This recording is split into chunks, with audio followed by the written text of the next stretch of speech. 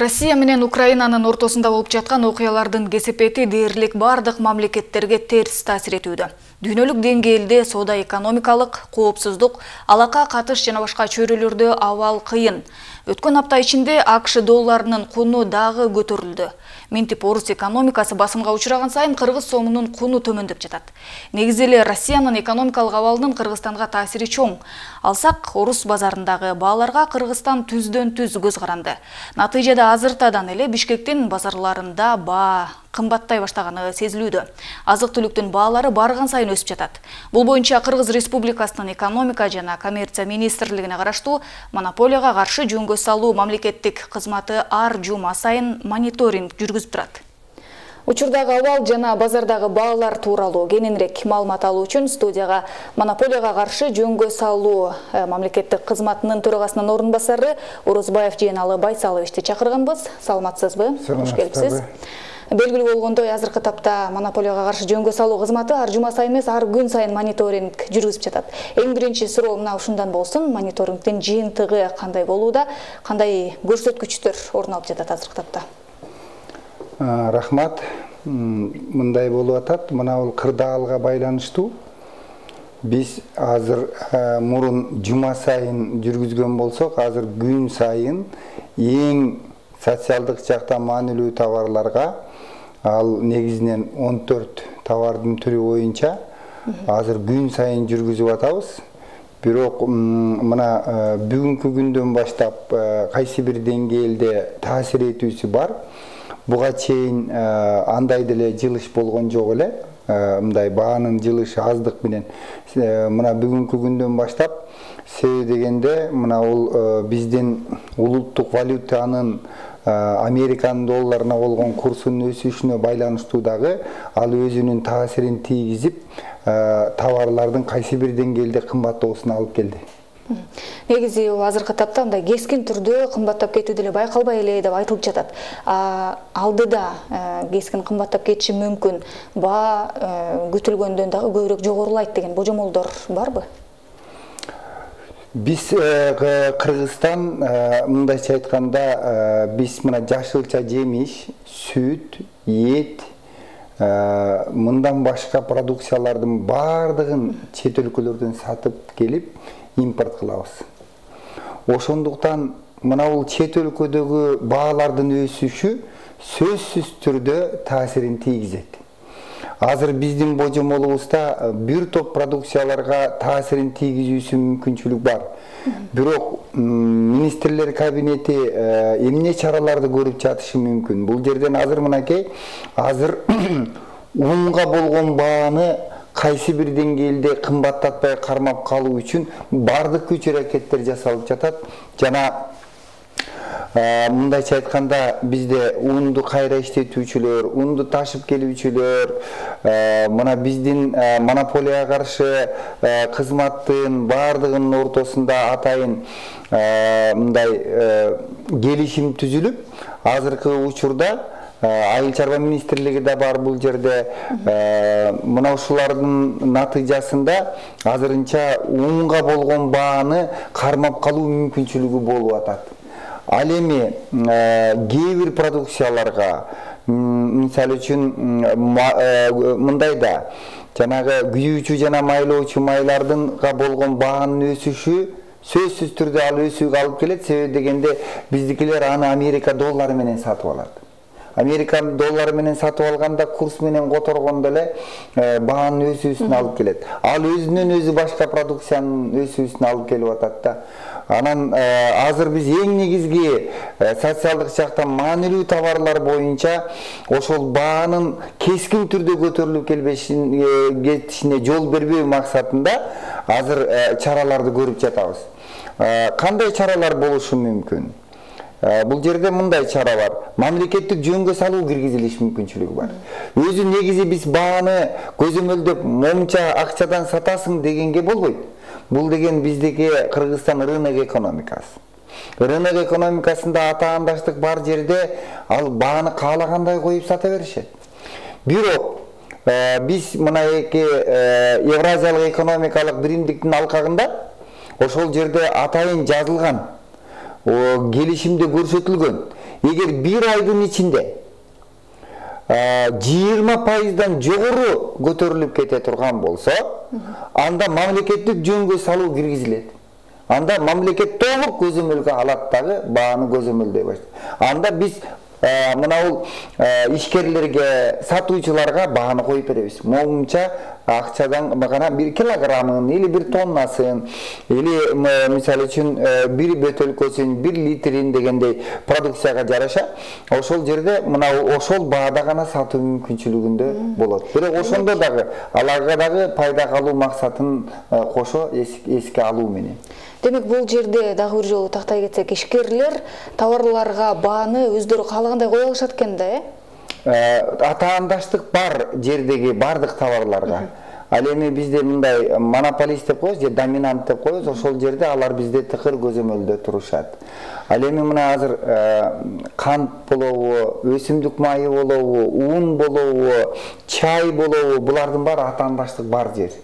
Бул жердеги бааны момунча сомдон сат деп биз көзөмөлгө албайбыз. Мамлекет көзөмөлгө албайт. Ушул боюнча жогорку кеңеште дагы сөз болбодубу? Ушул учурдагы туруксуз кырдаалдан пайдаланып, кээ бир ишкерлер негизсиз эле бааларды көтөрүп, же болбосо өз билгенин кылып атат дегендей. Мына аларды ооздоктоо үчүн айып пул салууну сунуштап жатыштыр.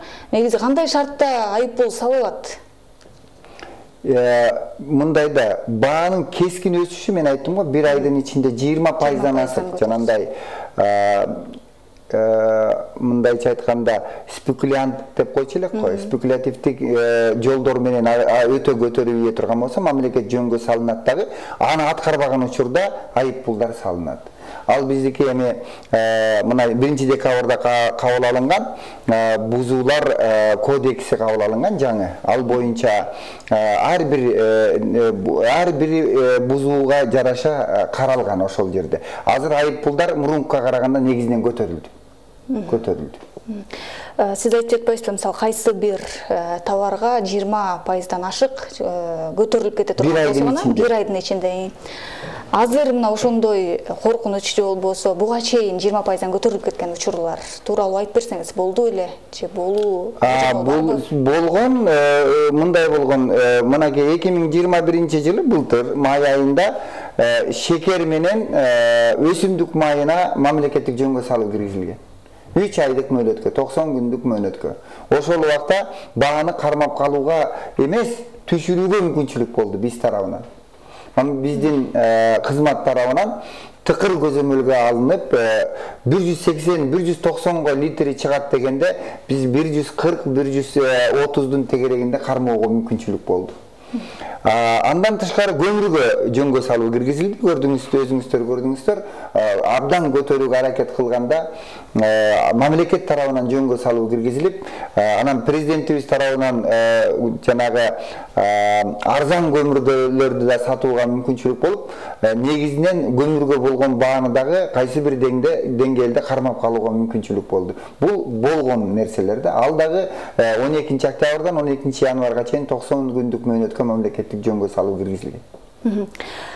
Негизи эле азыркы таптагы баалардын көтөрүлүшүнө себептерди айтып өттүңүз.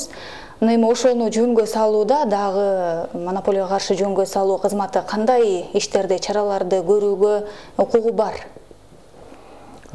Бизде атаандаштык мыйзамы бар. Ошол атаандаштык мыйзамын буза турган болсо чара колдонулат. Андан тышкары доминанттар жөнүндө мына ошол бардыгын ээлеп алуу, монополист болуп да бардыгын өзүнүн колуна алып алган учурларда сөзсүз түрдө биз аларды көзөмөлгө алабыз, жана бузулган учурда мыйзам тарабынан сөзсүз түрдө айып пулдар салынат. Ошону сөз чарасын көрүп атабыз. Андан тышкары биз кайсы факторлордун негизинде баанын кымбатташы мүмкүн экен факторлорун аны өкмөткө жана министрлер кабинетине билдирип, ошол боюнча чечимдер кабыл алынат. Азыр мындайча айтканда, былтыркы жылы мына ун менен камсыз кылуу маселесин чечүү боюнча сунуш киргизилип, министрлер кабинети бардыгы боюнча 0 алып келди, кошумча нарк салыгынчы. Азыр эми мынакей минералдык жер семирткичтерге болгон баанын көтөрүлүп кеткендигине байланыштуу. Азыр буга дагы сунуш киргизилип атат. Кайсы бир деңгээлде кошумча нарк салыгын өкмөт азыр 0-га келтиреби да. Ушундай чараларды колдонуу мүмкүнчүлүктөрү болуп атат. Азыр министрлер кабинети тарабынан ар кандай маселелер каралып атат. Биринчиден иш-чаралар кабыл алынып атат. Биринчиден мамлекеттик эгер жанагы жөнү жок бааларды көтөрүүгө бара турган болсо, мамлекеттик жөнгө салуу киргизилип, аны бузгандарга айып пул салуу боюнча, андан тышкары ишкерлерге жардам берүү боюнча мына бул салык жактарын карап атышат. Андан тышкары шарт түзүп берүү боюнча мамлекет тарабынан сатып алуулар жүргүзүлүп атат. Мына азыр буудайдын уруктарын алып келинди да. Азыр ошол эле мезгилде кантты алып келүү боюнча, жер семирткичтерди алып келүү боюнча, унду алып келүү боюнча мамлекет тарабынан дагы жеңилдиктер берилип атат да. Ушул иш-чаралардын баары аткарылып атат. Учурда чындыгында азык-түлүктүн күнүмдүк керектелүүчү товарлардын баасын көтөрүлүп жатышы өтө актуалдуу маселе болуп турганда талашсыз. Мына эң маанилүү, эң керектүү деген маалыматтар менен бөлүшкөнүңүз үчүн сизге ыраазычылык билдиребиз. Көрүүчүлөрдүн эсине салып өтөйүн. Монополияга каршы жөнгө салуу мамлекеттик кызматынын төрагасынын орун басары Жыйнал Орозбаев учурдагы абал, базардагы баалардын өсүшү тууралуу маалыматтар менен бөлүштү. Ал эми биз берүүбүздү базардагы бааларга карата көпчүлүктүн пикири кандай? Мына ушуну менен улантабыз. Коомдук тамактануучу жайларга карата керектөөчүлөр тарабынан даттануулар арбыды. Монополияга каршы жөнгө салуу кызматынын маалыматына ылайык, наразычылыктар тийиштүү нормалардын сакталбагандыгынан улам өскөн. Көбүнчө санитардык абал талапка жооп бербейт. Ошондой эле тамак аштардын аш тизимде көрсөтүлгөнгө туура келбегендиги жана кызматкерлердин орой мамилеси өңдүү билдирүүлөр көп. Буга байланыштуу кафе-ресторандардын өкүлдөрү менен тегерек стол уюштурулду. Көбүнчө суроолор деген технологиялык карта боюнча болду да. Ар бир тамак ашты жасап атканда деген повар деген өзүнүн деген технологический картасы болот. Ал технологический картада деген тамак деген эмнеден жасалат. Ошонун деген составы болот. Канча эт салынат, канча май куюлат, канча суу куюлат, канча пиязы, канча калемпири болот.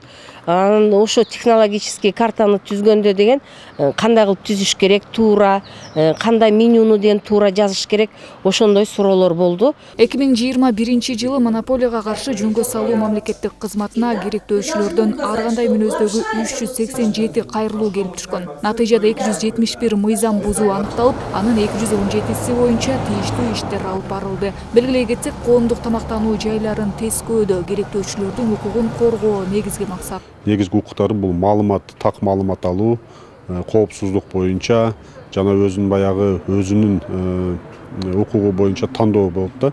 Ошон үчүн ресторандарга, кафелерге, столовыйларга, ашканаларга киргенде менюну көргөндө эмнени мен заказ кылып атам, эмнени алып атам, кайсы тамакты алып атам деген боюнча ошол нерселерде биз ошол темага жыйын өткөрдүк. Учурда кафе-ресторандар жана ашканалар тийиштүү тараптардын көзөмөлүндө жана муну алдыда дагы күчөтүү зарыл. Себеби шаар тургундары көбүнесе коомдук тамактануучу жайлардан тамактанышат. Демек, кызматкерлердин медициналык китептеринен тарта тазалык, санитардык эрежелер тыкыр сакталышы талап.